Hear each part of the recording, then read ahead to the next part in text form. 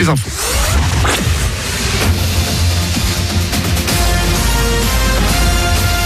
Toute l'actu sur Monaco Menton avec Frédéric Plat.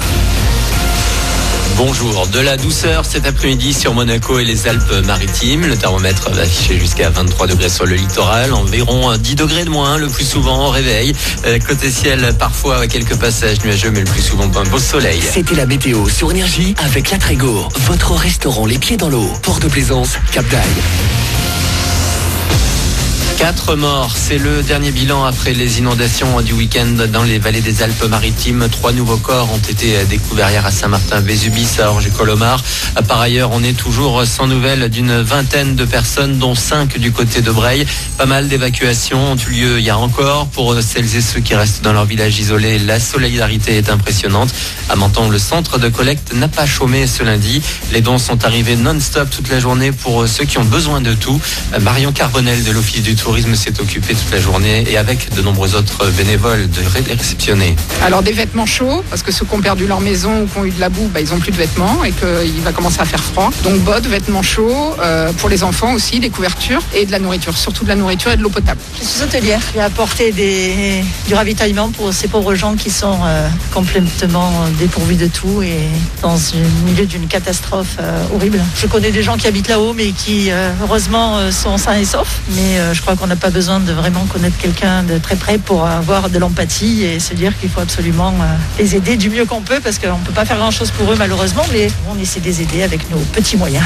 Et tous ces dons prennent ensuite la route pour Breil-sur-Roya. Ils sont pour partie distribués sur place. Le reste prend l'hélicoptère pour les villages isolés, tout comme celui de Tende.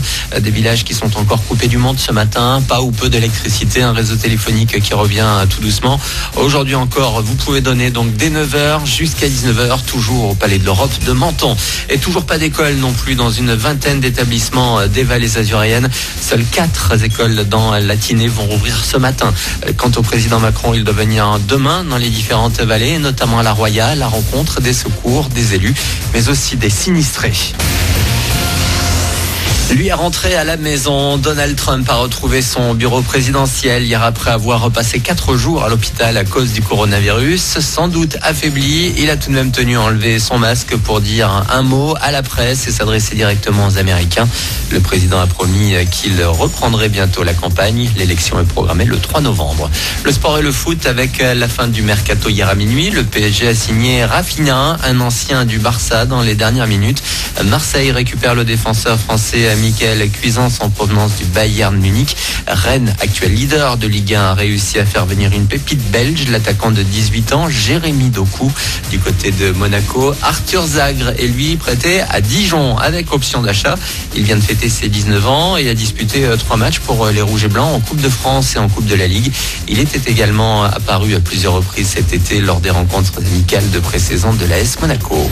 Enfin, on a vibré pour eux, mais les jeunes Français de Roland-Garros sont tous disparus du tableau. Plus aucun tricolore en lice après la défaite de Fiona Ferro hier face à une Américaine. Rafael Nadal lui est toujours là. Il jouera son quart de finale ce mardi sur le Central. Voilà pour vos infos. Bon réveil avec Manu.